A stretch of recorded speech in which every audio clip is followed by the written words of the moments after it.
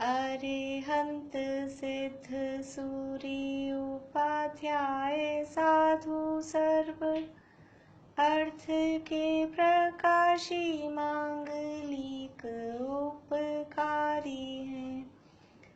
तिन्ह को स्वरूप जान राग ते भई जो भक्ति काय को नवाए स्तुति को चारी है। धन्य धन्य तिन्हि ते काज सब आज भये कर जोर बार बार वंदना हमारी है। मंगल कल्याण सुख ऐसो हम चाहत हैं। हो मेरी ऐसी दशा जैसी तुम धारी है। हो मेरी ऐसी दशा जैसी तुम धारी है। मंगलमय मंगल करण वीत राग विज्ञान नमो ताहि जाते भये अरहंतादि महान। करि मंगल करि हो महा ग्रंथ करण को काज। जाते मिले समाज सब पावे निज पद राज। मिथ्या भाव अभाव ते जो प्रगटे निज भाव। सो जयवंत रहो सदा यही मोक्ष उपाय। यही मोक्ष उपाय। मोक्ष मार्ग प्रकाशक ग्रंथ, इसका दूसरा अधिकार। दूसरे अधिकार का क्या नाम है? दूसरे अधिकार का क्या नाम है? आभा आंटी बोलिए।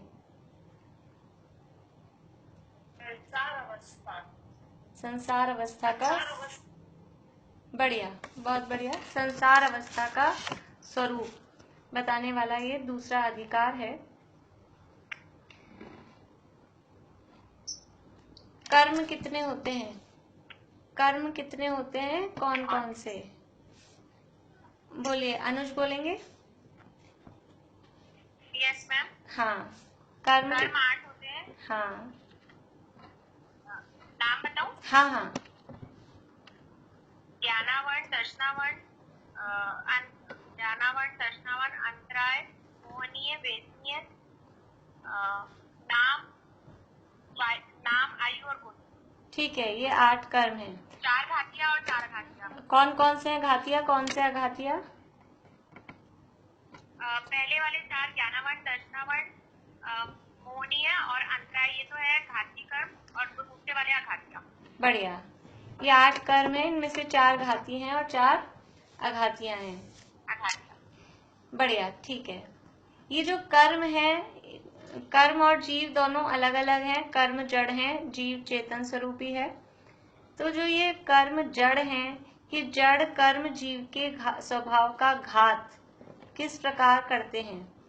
जड़ कर्म जो घातिया कर्म हैं, वो क्या करते हैं? जीव के स्वभाव का घात करते हैं, घात करने में निमित्त होते हैं। तो ये जड़ होने पर भी ये कर्म जीव के स्वभाव का घात किस प्रकार करते हैं? इसका उदाहरण क्या दिया यहाँ पर?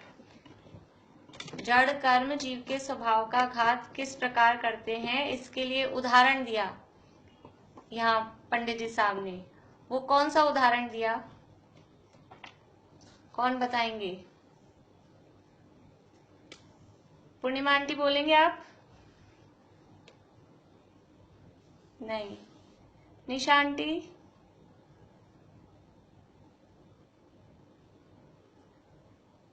सुनीता आंटी?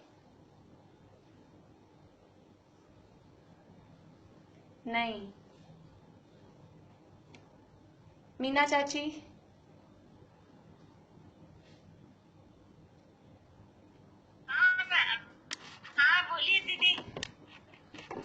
ये जड़ कर्म जीव के स्वभाव का घात किस प्रकार करते हैं, उसके लिए क्या उदाहरण दिया?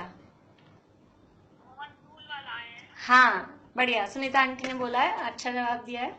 मोहन धूल, जैसे किसी व्यक्ति के सिर पे मोहन धूल डाल दी जाती है तो वो मोहन धूल जड़ है, उसमें ऐसे तो कोई ताकत भी नहीं है, लेकिन उसके निमित्त से वो जीव अपना स्वभाव भूल जाता है। ऐसे ही कर्म जड़ हैं, कुछ बलवान नहीं है, लेकिन उनके निमित्त से जीव के स्वभाव का घात होता है।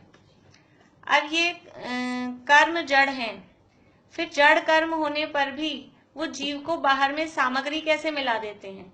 आघातिया कर्मों के उदय से बाहर में सामग्री मिलती है, अनुकूल अथवा प्रतिकूल, वो सामग्री मिलती है। तो ये जड़ कर्म जीव को बाहर में सामग्री किस प्रकार मिलाते हैं, उसके लिए कौन सा उदाहरण दिया?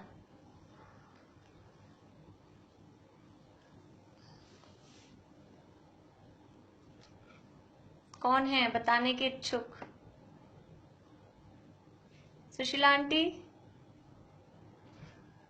सुशीला, वापस पूछो। प्रश्न ये है कि कर्म जड़ हैं, उनमें बलवानपना नहीं है, फिर वो जीव को बाहर में सामग्री कैसे मिलाते हैं, उसके लिए क्या उदाहरण दिया है? प्रीति,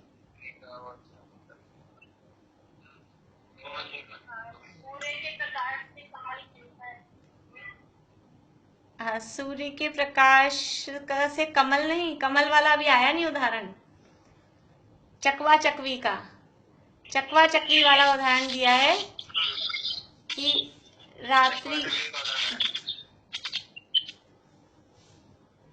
रात्रि के अंधकार में, यानी सूर्य का जब अभाव हो जाता है तो वो चकवा चकवी बिछुड़ जाते हैं, और सूर्य का जब उदय होता है तो सूर्य के निमित्त से वो चकवा चकवी मिल जाते हैं।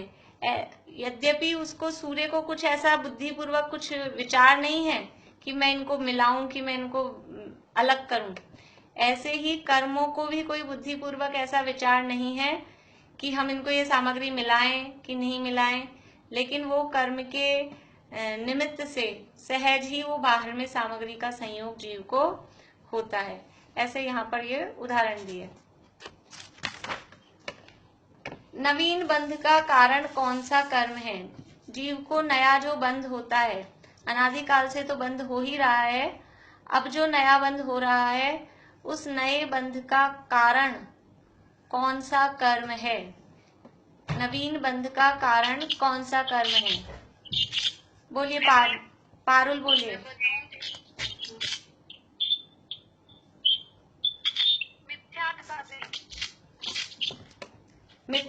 मिथ्यात्व। और कर्म, कर्म का नाम कहेंगे तो किसी के घर से, हाँ, मोहनीय कर्म।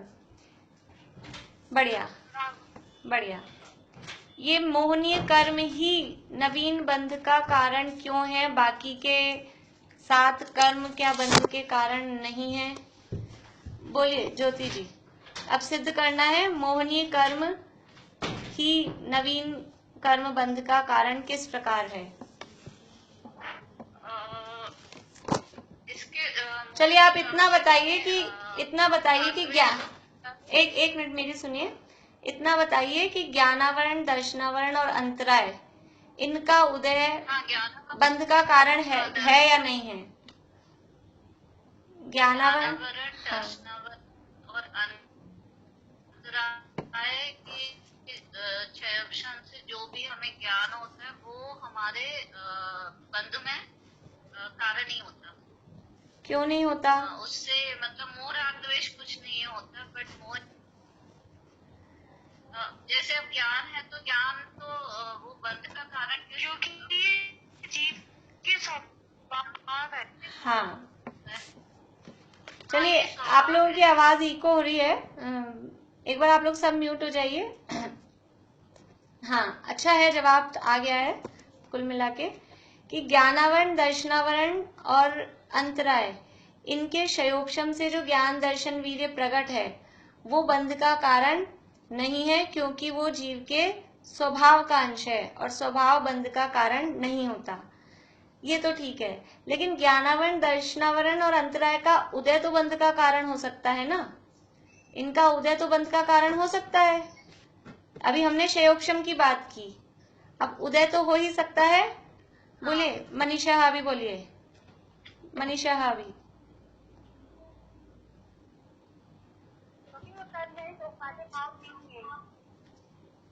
नहीं, जो ज्ञानावरण दर्शनावरण अंतराय का जो उदय है वो उदय बंध का कारण हो जाएगा ना, क्योंकि ज्ञानावरण दर्शनावरण का उदय है, वो उदय नए बंध का कारण हो सकता है या नहीं?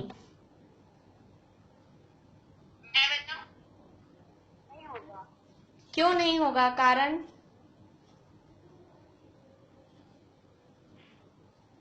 चलिए वंदना भाभी बोलिए। उदय उदय से ज्ञान दर्शन वीर्य प्रकट है क्या? ज्ञानावरण दर्शनावरण के उदय से ज्ञान दर्शन वीर्य प्रकट नहीं है। चलिए आप म्यूट होइए, वंदना भाभी बोलिए। वंदना भाभी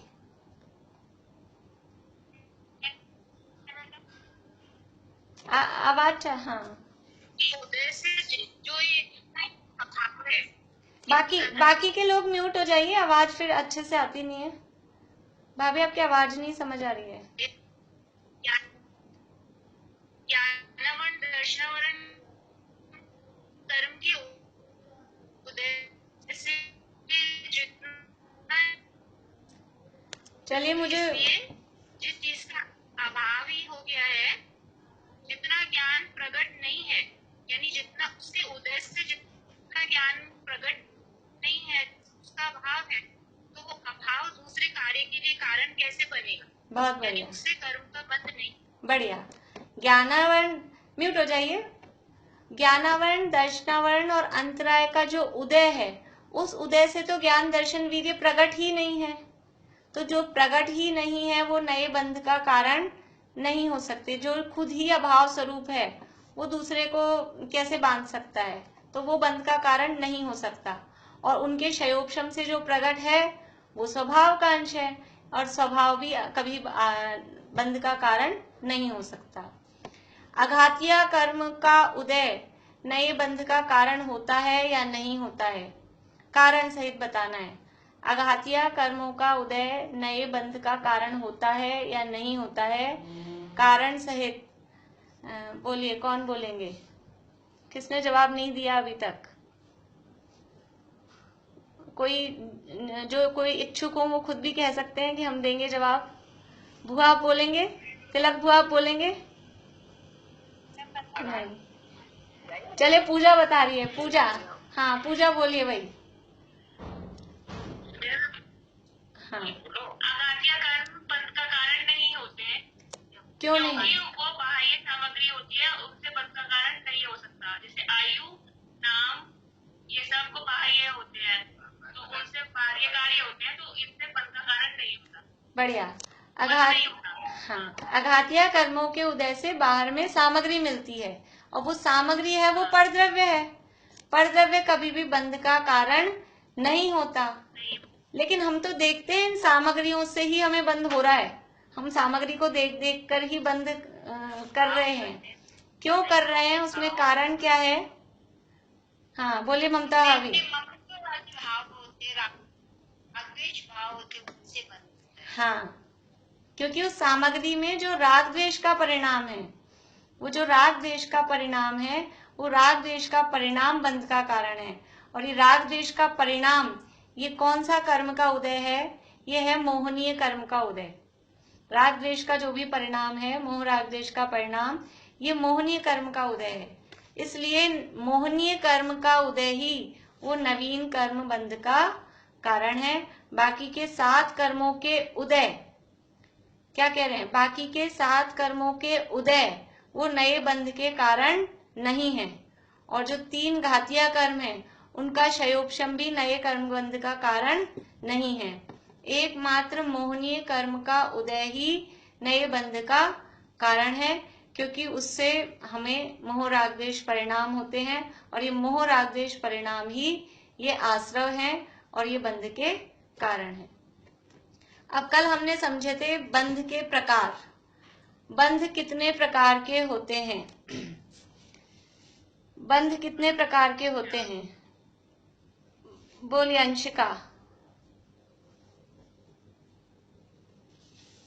अंशिका। बंध 4 प्रकार के होते हैं। हाँ, प्रकृति, प्रदेश, स्थिति और अनुभाग। बढ़िया। प्रकृति, प्रदेश, स्थिति और अनुभाग, ये 4 प्रकार के बंध हैं। बंध के कारण कितने प्रकार के हैं? बंध के कारण सुशीला है, हर्ष भैया वाली सुशीला है क्लास में?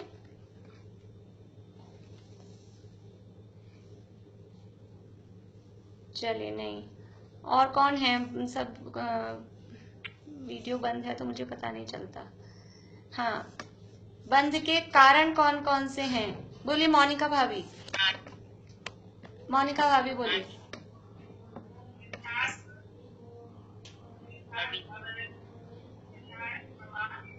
हाँ, ये नंबर से है, इनको हम आगे पीछे नहीं कर सकते, इनका क्रम है, क्रम से ही याद करना है, क्रम से ही बोलना है, क्योंकि इनका अभाव भी इसी क्रम से होता है।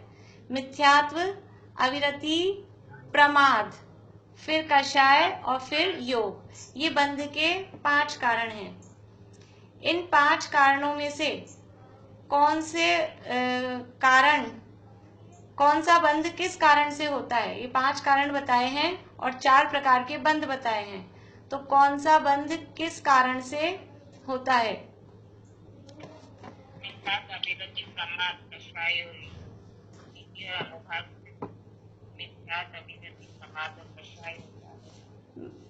मिथ्यात्व, अविरति,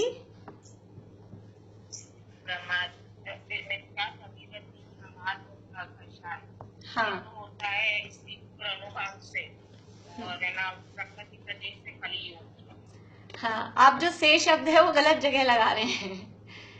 प्रकृति और प्रदेश बंद होता है योग से, प्रकृति और प्रदेश बंद होता है योग से, और स्थिति और अनुभाग बंद होता है मिथ्यात्व, अविरति, प्रमाद और कषाय से। बढ़िया। कल की बात सबको समझ में आई? प्रकृति बंद किसे कहते हैं, प्रदेश बंद, स्थिति बंद, अनुभाग बंद? किसी को कोई कंफ्यूजन है उसमें?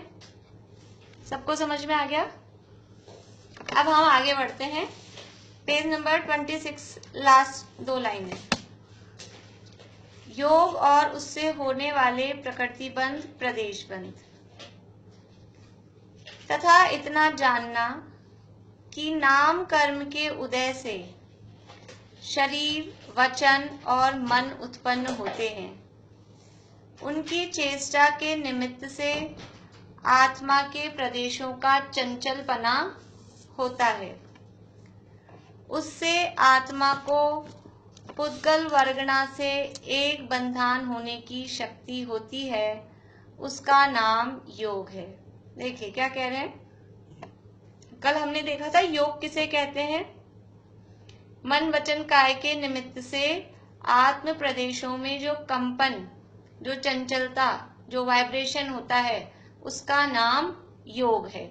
उसी को यहाँ बता रहे हैं कि नाम कर्म के उदय से शरीर, वचन और मन उत्पन्न होते हैं। ये शरीर मिला है, ये कौन से कर्म के उदय से मिला है?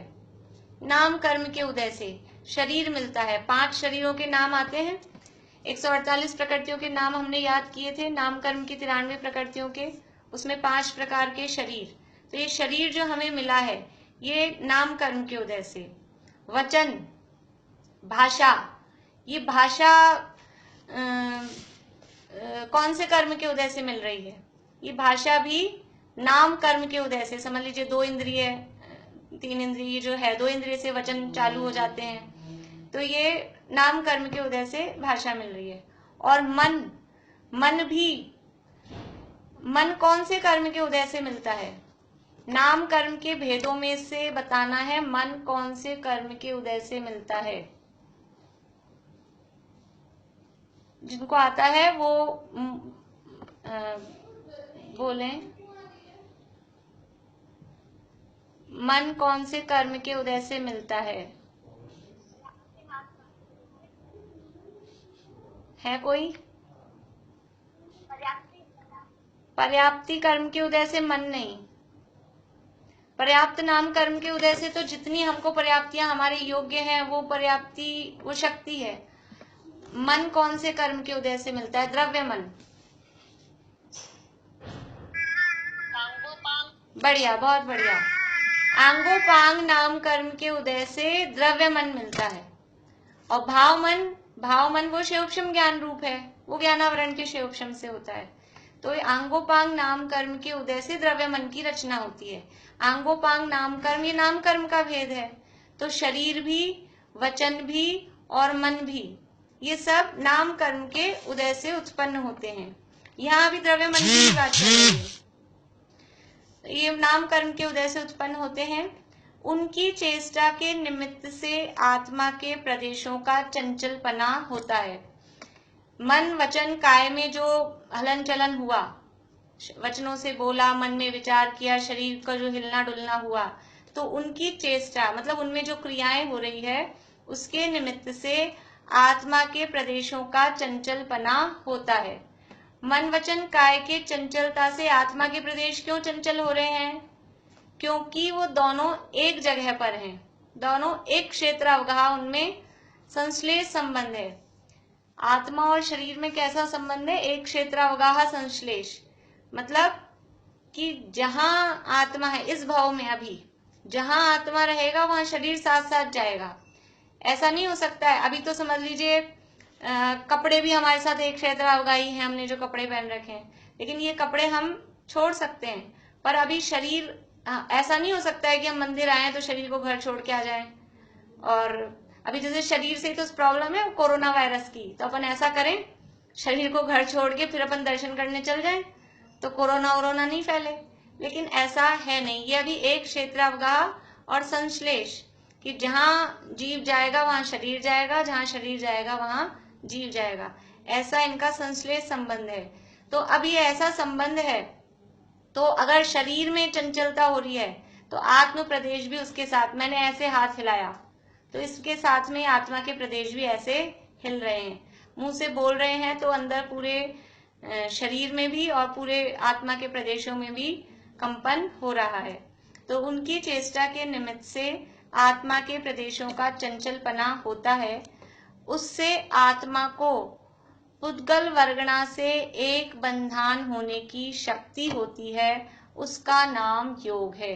ये जो कंपन हो रहा है, इस कंपन से आत्मा और वो जो पुद्गल कर्म वर्गणाएं हैं, इन दोनों को एक बंधन में बंधने की वो शक्ति आती है।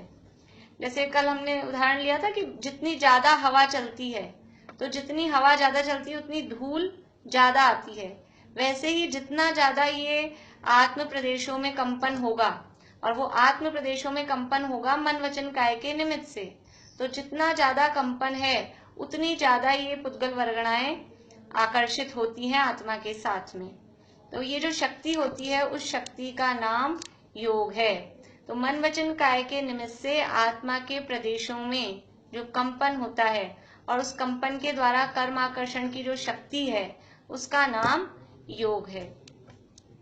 उसके निमित्त से प्रति समय कर्म रूप होने योग्य अनंत परमाणुओं का ग्रहण होता है।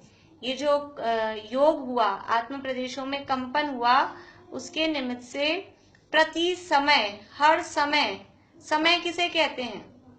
समय है वो काल की सबसे छोटी यूनिट है, जिसके बाद हम काल के और पार्ट और डिवाइडेशन नहीं कर सकते। जैसे 1 मिनट है, उस 1 मिनट को हम 60 सेकंड्स में डिवाइड कर देते हैं।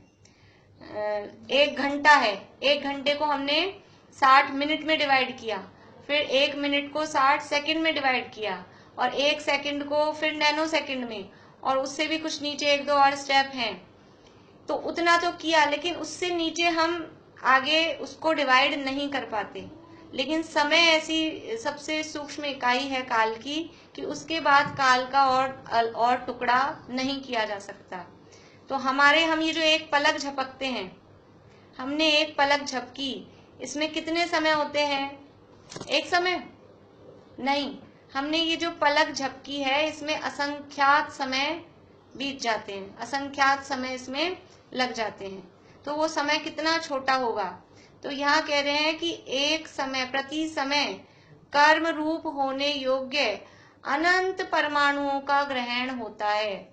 हमारे जो मन वचन काय की चंचलता हो रही है, इस मन वचन काय की चंचलता से वो कर्मों के आकर्षित करने की शक्ति हम में हो रही है, और हर समय हम अनंत परमाणुओं को, अनंत कर्मों को हर समय ग्रहण कर रहे हैं। किस समय हमारे मन वचन काया में ये चंचलता रुक जाती है? कब रुक जाती है? अभी बैठ गए हैं, इससे रोके तो रुक गई है? नहीं, मुंह से बोल रहे हैं, अंदर सांस चल रही है, सांस तो चलती है हर समय। सोते समय भी मन वचन काया की चंचलता नहीं रुकती है, मन में विचार चलते ही रहते हैं, और कुछ लोग तो नींद में बड़बड़ाते भी हैं तो वचन भी चलते हैं, और हाथ पांव का हिलना डुलना ये होता है, और सांस तो तब भी चल रही है, और जब सांस चलती है तो शरीर में वाइब्रेशंस होते ही हैं। इसलिए ये हर समय मन वचन काया की चंचलता होती है, और उसके निमित्त से ये कर्म रूप होने योग्य अनंत परमाणु, कर्म रूप होने योग्य परमाणुओं को क्या कहते हैं? ऐसे पुद्गल जो कर्म रूप होने योग्य हैं, उन्हें क्या कहेंगे? बढ़िया, कार्मण वर्गणा। तो ये कर्म रूप होने योग्य जो परमाणु है उन्हें बोलते हैं कार्मण वर्गणा। तो प्रति समय कर्म रूप होने योग्य अनंत परमाणुओं का यानी कार्मण वर्गणाओं का ग्रहण होता है। ये जो कर्म आ रहे हैं, ये कर्मों के परमाणु आकर आत्मा के साथ बंध रहे हैं, इसे कौन सा बंध कहा था? कर्म परमाणु हर समय आ रहे हैं, और कितने आ रहे हैं? अनंत। तो अनंत कर्म परमाणुओं का आना, ये कौन सा बंध है? 4 प्रकार के बंध हमने कल पढ़े थे। हाँ, प्रदेश बंध। बढ़िया। आने वाले कर्म परमाणुओं की संख्या को प्रदेश बंध कहते हैं। तो हर समय कितने परमाणु आ रहे हैं? हर समय अनंत अनंत कर्म परमाणु आ रहे हैं, ये हो गया प्रदेश बंध। और हमने कारण देखा था, प्रदेश बंध किस कारण से होता है? 5 कारणों में से योग के कारण। प्रकृति और प्रदेश बंध होता है योग के कारण। तो यहाँ सबसे पहले योग का ही बता रहे हैं कि ये जो मन वचन काया के निमित्त से, आत्म प्रदेशों की चंचलता के निमित्त से ये जो कर्म आकर्षण की शक्ति है, उसके कारण प्रति समय अनंत कर्म परमाणुएं, कार्मण वर्गणाएं आ रही हैं। ये है प्रदेश बंध। आगे, वहां अल्प योग हो तो थोड़े परमाणुओं का ग्रहण होता है, और बहुत योग हो तो बहुत परमाणुओं का ग्रहण होता है। अल्प योग, अल्प यानी मन वचन काया की जो चंचलता है वो कम है, तो कम परमाणुओं का ग्रहण होगा। यदि हवा कम चल रही है, सर्दी के दिनों में हवा कम चलती है तो धूल कम आती है, और गर्मी के दिनों में हवा ज्यादा चलती है तो धूल बहुत आती है। ऐसे ही यहाँ कह रहे हैं अल्प योग यानी मन वचन काया की जो चंचलता है वो कम है तो थोड़े परमाणुओं का ग्रहण होता है, और बहुत योग हो तो बहुत परमाणुओं का ग्रहण होता है। तो फिर हमें क्या करना चाहिए कि हाथ पांव कस के बांध के, मुंह पे उंगली लगा के और बैठे रहना चाहिए। अल्प योग होगा, हाथ पांव हिलाएंगे ही नहीं, लेकिन अभी बताएंगे कि उससे कोई कर्म परमाणु कितने आ रहे हैं, उस संख्या से कोई खास फर्क नहीं पड़ता है। अभी आगे बात करेंगे। तो बहुत योग हो तो बहुत परमाणुओं का ग्रहण होता है, तथा ये यहाँ तक बात हो गई है प्रदेश बंध की। परमाणुओं का जो ग्रहण हो रहा है वो हुआ प्रदेश बंध। तथा एक समय में जो पुद्गल परमाणु ग्रहण करे, उनमें ज्ञानावर्णादि मूल प्रकृतियों का और उनकी उत्तर प्रकृतियों का जैसे सिद्धांत में कहा वैसे बंटवारा होता है।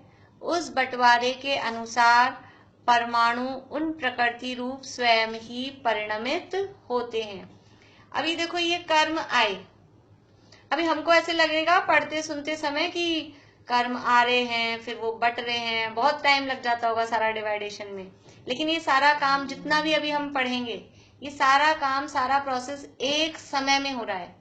एक समय जीव के मोह राग द्वेष परिणाम हुए, मन वचन काया की चंचलता हुई, उसके निमित्त से मन वचन काया की चंचलता के निमित्त से वो कर्म आए, और आकर क्या कह रहे हैं, एक समय में जो पुद्गल परमाणु ग्रहण करे, उनमें ज्ञानावर्णादि मूल प्रकृतियों का, ये जो 8 कर्म हैं, ज्ञानावरण, दर्शनावरण, मोहनीय, अंतराय, वेदनीय, आयु, नाम और गोत्र, ये 8 कर्मों में बंटवारा एक समय में कितने आए थे? अनंत अनंत कार्बन वर्गणा आई, और आते ही इन 8 में, अभी हम सामान्य रूप से 8 बोल रहे हैं, लेकिन 8 कर्मों में तो जीवन में एक ही बार बंटवारा होता है, वरना जिंदगी भर 7 में ही होता है, पर हम सामान्य रूप से 8 बोल रहे हैं। तो इन 8 कर्मों में बंटवारा हुआ, अनंत आए, समान आ गया। अब समान आते ही घर में जितने बच्चे हैं, मान लीजिए कोई भी चीज आई तो ये बंटवारा कि ये इसका, ये इसका, ये इसका, ऐसे ही वो कर्म परमाणु आ गए।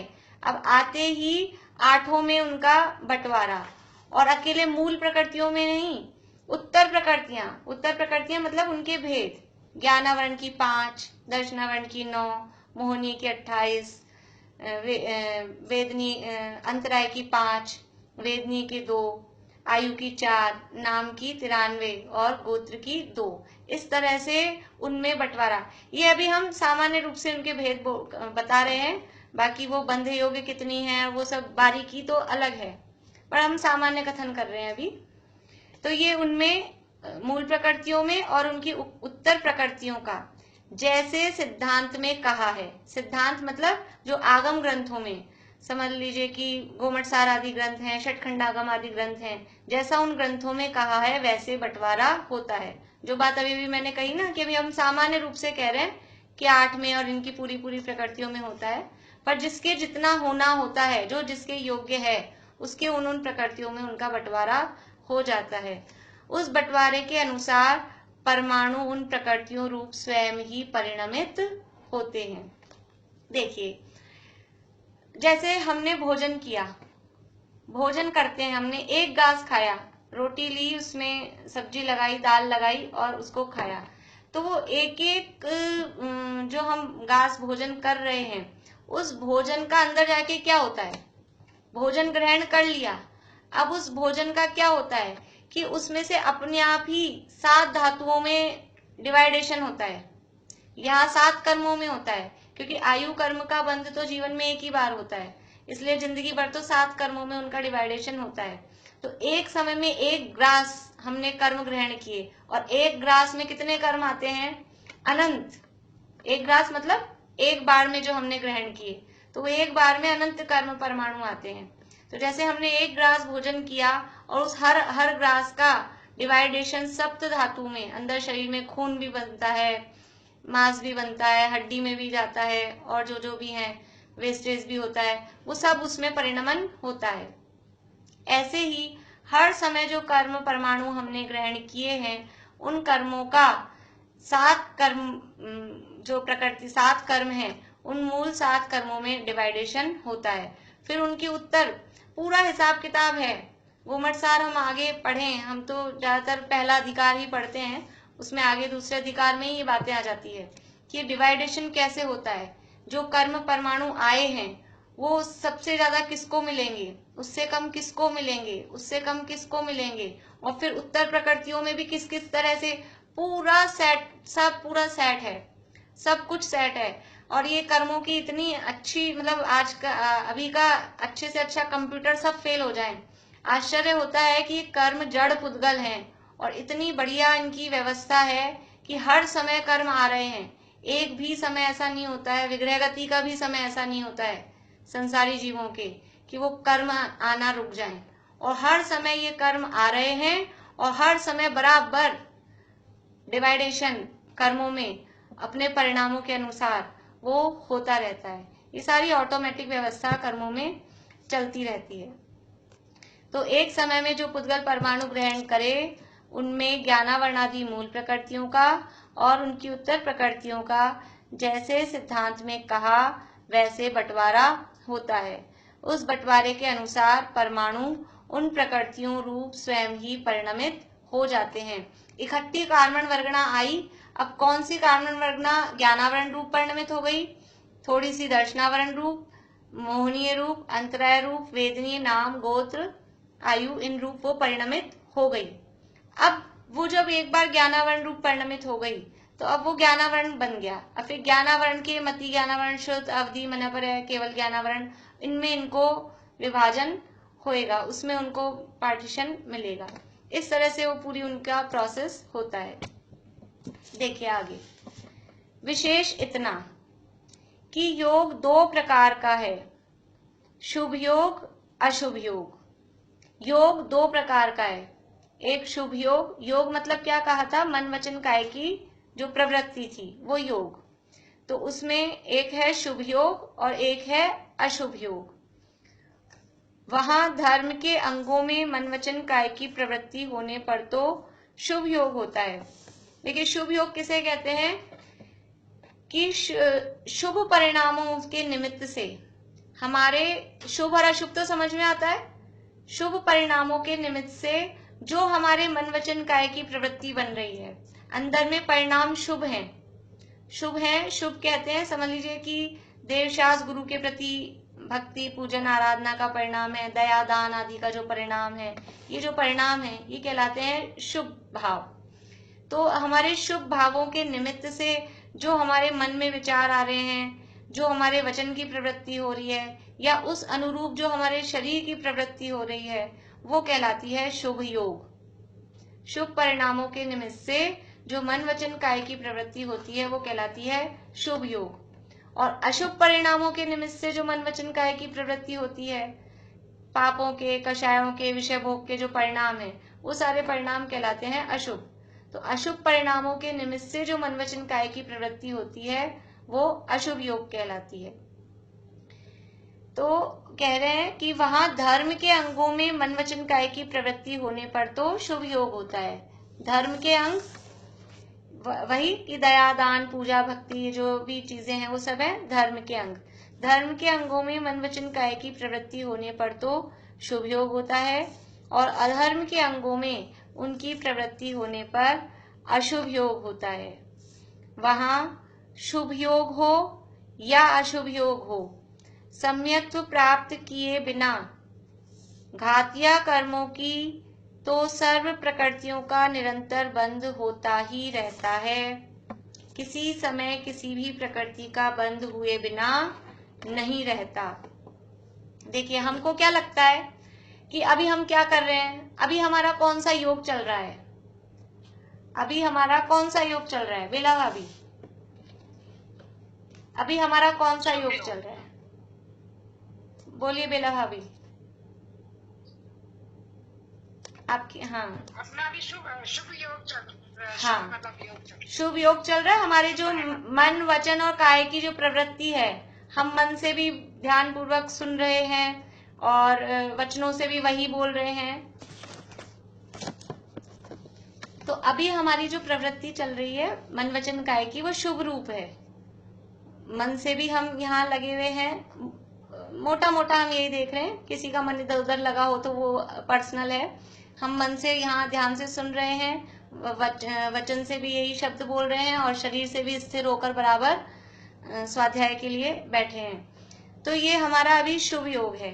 तो अभी हमें कौन से कर्म बंधने चाहिए? शुभ है यानी पुण्य रूप है हमारी प्रवृत्ति, तो पुण्य कर्म बंधने चाहिए कि पाप कर्म बंधने चाहिए? बोलो पूजा, पूजा बोलो।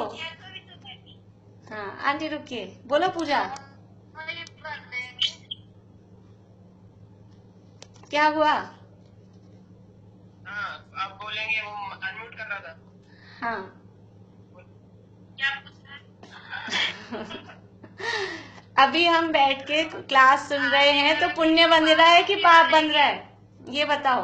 अभी हम क्लास सुन रहे हैं तो क्या बन रहा होगा? क्या हुआ? चलिए हैंग हो गया है शायद। आवाज आ रही है आप लोगों को? तो अभी हमको लग रहा है कि अभी हम स्वाध्याय में बैठे हैं तो हमें पुण्य बन रहा होगा, लेकिन यहाँ क्या कह रहे हैं कि वहां शुभ योग हो या अशुभ योग हो, कोई सा भी योग हो, सम्यक्त्व प्राप्त किए बिना घातिया कर्मों की सर्व प्रकृतियों का निरंतर बंध होता रहता है। जो मिथ्या दृष्टि जीव है, मिथ्या दृष्टि जीव के घातिया कर्मों की जितनी भी प्रकृतियां हैं, उन प्रकृतियों का हर समय बंध होता रहता है। घातिया कर्म की होती हैं टोटल 47। 47 होती हैं। ज्ञानावरण की 5, दर्शनावरण की 9, मोहनीय की 28 और अंतराय की 5। और ये पूरे के पूरे घातिया कर्म, इनका नाम क्या है? घातिया। तो जो जीव के स्वभाव का घात करते हैं, अब ये जीव के स्वभाव का घात करने वाले कर्म हैं, तो ये पुण्य है कि पाप हैं? जो कर्म हमारे स्वभाव का घात कर देते हैं, वो कर्म पुण्य रूप है कि पाप रूप है? प्रशस्त है कि अप्रशस्त है? ये सारे के सारे कर्म अप्रशस्त हैं, पाप रूप हैं। घातिया कर्मों की सारी प्रकृतियां पाप रूप हैं। और मिथ्या दृष्टि जीव, चाहे शुभ योग में प्रवृत्ति हो, चाहे अशुभ योग रूप प्रवृत्ति हो, अशुभ योग में तो कहना ही क्या है, लेकिन यदि शुभ योग रूप भी प्रवृत्ति है, यानी कोई भी काम हम कर रहे हूं, हर समय 7 कर्मों का बंध निरंतर होता रहता है। कोई भी काम, कुछ पूछ रहे हैं कोई भी काम हम कर रहे हों, चाहे हम पूजन कर रहे हों, चाहे भक्ति कर रहे हों, चाहे सामायिक में बैठे हों, चाहे स्वाध्याय कर रहे हों, और चाहे विषय भोग कर रहे हों, कोई भी काम हम कर रहे हैं, 7 कर्मों का, ज्ञानावरण, दर्शनावरण, मोहनीय, अंतराय, नाम, गोत्र और वेदनीय, इन 7 कर्मों का, आयु को छोड़कर 7 कर्मों का बंध हर समय हो ही रहा है। तो अब जब हम स्वाध्याय कर रहे हैं, तब भी वो घातिया कर्मों का बंध हो रहा है। और वो घातिया कर्म कैसे हैं? सारे के सारे पाप रूप हैं। तो इस समय भी पाप बंध रहा है, अब उससे हम बच नहीं सकते। तो फिर होगा क्या? हम तो कहते हैं धर्म करो पुण्य होगा, फिर पुण्य पाप हो रहा है यहाँ, तो चक्कर क्या है? तो देखो आगे क्या कहते हैं, किसी समय किसी भी प्रकृति का बंध हुए बिना नहीं रहता। इतना विशेष है कि मोहनीय के एक हास्य शोक युगल में, रति अरति युगल में, 3 वेदों में एक काल में एक एक ही प्रकृति का बंध होता है। इसको अभी 1 मिनट छोड़ती हूँ, अगर अभी समय रहेगा तो अभी लेंगे, नहीं तो फिर कल लूंगी। पहले मैं नीचे का पढ़ लूं, नहीं तो अपनी बात अधूरी रह जाएगी। तथा अघातिया कर्मों की प्रकृतियों में शुभ योग होने पर साता वेदनीय आदि पुण्य प्रकृतियों का बंध होता है, और अशुभ योग होने पर असाता वेदनीय आदि पाप प्रकृतियों का बंध होता है। मिश्र योग होने पर कितनी ही पुण्य प्रकृतियों का तथा कितनी ही पाप प्रकृतियों का बंध होता है। अब फर्क कहाँ पड़ता है कि घातिया कर्म तो हर समय बंध रहे हैं, लेकिन अगर हमारा शुभ योग है, अभी हम स्वाध्याय कर रहे हैं, तो जो अघातिया कर्म है, एक्चुअल में ये जो पुण्य पाप का डिवीजन है, ये अघातिया कर्मों में है। घातिया तो सारे ही पाप रूप हैं, उसमें भेद क्या करें। अघातिया कर्मों में कुछ पुण्य रूप हैं, कुछ पाप रूप हैं। वेदनीय में 2 भेद हैं, साता वेदनीय, असाता वेदनीय। तो साता वेदनीय वो पुण्य रूप है, असाता वेदनीय वो पाप रूप है। गोत्र में 2 भेद हैं, उच्च गोत्र, नीच गोत्र। तो नीच गोत्र वो पाप रूप है, उच्च गोत्र वो पुण्य रूप है। इसी तरह से आयु में 3 आयु शुभ है, पुण्य रूप है, और नरक आयु है वो अशुभ है, पाप रूप है। नाम कर्म में भी इसी तरह से 50 प्रकृतियों का ऐसा बंटवारा कुछ है। तो जब हम अभी हमारा शुभ योग है, तो क्या होगा कि अघातिया तो जो बंधने हैं वो बंधेंगे, लेकिन घातिया कर्मों की पुण्य प्रकृतियां इस समय बंधेंगी। और अगर अशुभ योग है, तो वो घातिया पाप तो बंध ही रहा है, और साथ में अघातिया की भी जो पाप प्रकृतियां हैं, वो पाप प्रकृतियों का बंध होता है। तो वहां तो डबल पाप हो जाता है। और यहाँ पर क्योंकि घातिया कर्मों की पुण्य प्रकृतियां बनती है, इसलिए हम कहते हैं कि पूजा पाठ भक्ति स्वाध्याय से पुण्य का बंध होता है। और मिश्र योग होने पर, मिश्र योग का क्या मतलब है? मिश्र योग का मतलब है कि शरीर से कुछ कर रहे हैं, मन से कुछ विचार कर रहे हैं। शरीर भोगों में लगा है, मन से समझ लीजिए कुछ वैराग्य का चिंतन कर रहे हैं, या फिर मन भोगों में लगा है और शरीर से मंदिर में बैठे हैं और मन वहां जा रहा है पिक्चर हॉल में। तो ये इस तरह की स्थिति कहलाती है मिश्र योग।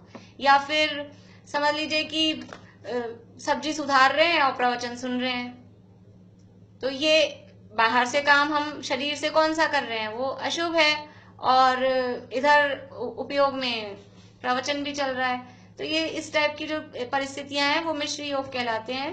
तो मिश्र योग होने पर कितनी ही पुण्य प्रकृतियों का तथा कितनी ही पाप प्रकृतियों का। तो जब उपयोग वहां समझ लीजिए प्रवचन में लगा तो पुण्य प्रकृतियों का हो गया, और जब उपयोग सब्जी में लगा तो पाप प्रकृतियों का हो गया। इस तरह से पुण्य पाप का बंध होता है। अभी केवल पढ़ के एक बार पूरा करती हूँ, फिर बाकी और चर्चा कल करेंगे अपन फिर से इसके बारे में। इस प्रकार योग के निमित्त से कर्मों का आगमन होता है, इसलिए योग है वह आश्रव है तथा उसके द्वारा ग्रहण हुए कर्म परमाणुओं का नाम प्रदेश है। उनका बंध हुआ और उनमें मूल उत्तर प्रकृतियों का विभाग हुआ, इसलिए योगों द्वारा प्रदेश बंध तथा प्रकृति बंध का होना जानना। इस तरह से यहाँ बताया। थोड़ी और बात है अभी उसमें, थोड़ी चर्चा अपन और कल करेंगे। अभी यहीं पूरा करते हैं। आप लोगों को कुछ पूछना है तो पूछिए पहले। मुझे एक चीज, मतलब प्रकृति बन और प्रदेश बन साथ में हो जाते हैं? चारों ही साथ में होते हैं। प्रकृति, प्रदेश, स्थिति, अनुभाग सब एक साथ ही होते हैं, लेकिन हमको यहाँ कहने में, समझने में, समझाने में क्रम पड़ता है। कहने में ऐसे ही कहा जाता है कि पहले वो प्रदेश यानी परमाणु आए, फिर बंटवारा हुआ। सारा काम एक ही समय में होता है। टाइम, समय भेद है नहीं, टाइम का फर्क है नहीं, लेकिन उनकी तो इतना फास्ट हिसाब है, हमारा इतना फास्ट हिसाब नहीं है। हम इतनी फास्ट बता ही नहीं सकते कि एक समय में चारों को कैसे बताएं। बताने में क्रम पड़ता है, होता सारा एक साथ है। अल्प योग हो तो थोड़े परमाणुओं का ग्रहण है और बहुत योग हो तो बहुत परमाणुओं का ग्रहण होता है, इसका क्या अर्थ है? हाँ, इसका भी देखिए अपन ने, वैसे मैं और कल लेने वाली हूँ इसको। अल्प योग है तो थोड़े पर, देखो परमाणु जो आते हैं ना हर समय, उनकी संख्या फिक्स है। हमने एक शब्द पढ़ा था समय प्रबद्ध। समय प्रबद्ध कर्म परमाणु आते हैं, तो वो समय प्रबद्ध आते हैं, वो ऐसा उसकी एक समझ लीजिए परिमाण उनका एक फिक्स है।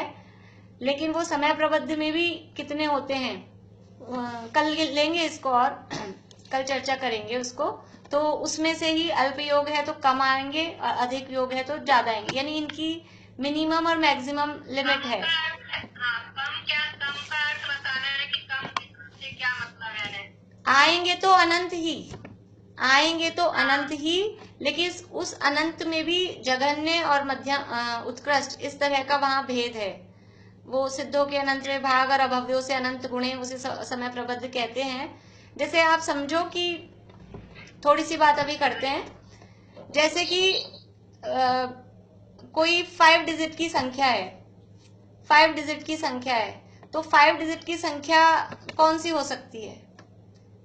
5 डिजिट की संख्या 10,000 भी हो सकती है, और 5 डिजिट की संख्या 99,999 भी हो सकती है। पर कहलाएंगी क्या दोनों ही? ये 5 अंकों वाली संख्या है। तो ऐसे ही वहां प्रमाण दिया है कि समय प्रबद्ध कर्म परमाणु आते हैं, तो समय प्रबद्ध समझ लो वो कुछ पर्टिकुलर है। तो 5 अंकों वाला अपन उसको समय प्रबद्ध छोड़ो, हम ऐसा कहें कि 5 अंकों में कर्म परमाणु आते हैं। तो अल्प योग होगा तो 10,000, 12,000, 15,000 इतने आ सकते हैं, और अधिक योग होगा तो 80,000, 85,000, 90,000 इतने आ सकते हैं, पर रहेंगे वो 5 डिजिट में ही। ऐसे ही कर्म परमाणु आएंगे समय प्रबद्ध, वो उनकी जो लिमिट है, लेकिन उसमें कम भी, जघन्य भी है और उत्कृष्ट भी है, ऐसे उसकी दोनों की मर्यादा है। और कुछ पारुल आपको पूछना है? अभी मुझे घातिया कर्म नहीं समझ में आए हैं। घातिया कर्म समझ में नहीं आए मतलब ज्ञानावरण, दर्शनावरण, कर्म ये बंद का ये जो इधर दिया है ना, शुभ अशुभ में क्या फर्क पड़ता है, ये नहीं समझ में आया। कल लेंगे अपन, फिर से लेंगे, कल लेंगे, फिर से लेंगे। और इसी में पूछना, जैसे यहाँ अल्प योग बोल रहे हैं, मतलब अल्प योग यानी हमारा बॉडी कम हिलडुल रही है। हाँ हाँ, मन वचन काय की जो प्रवृत्ति है वो कम हो रही है। देखो बॉडी अकेला नहीं है, मन भी है, वचन भी है। बॉडी नहीं हिल रही लेकिन मन में विकल्प बहुत चल रहे हैं, तो भी योग है। वचनों से बहुत बोल रहे हैं, अंतर्जल्प चलता है, तो वो सब भी योग के अंतर्गत ही आता है। तो मन वचन का है तीनों का।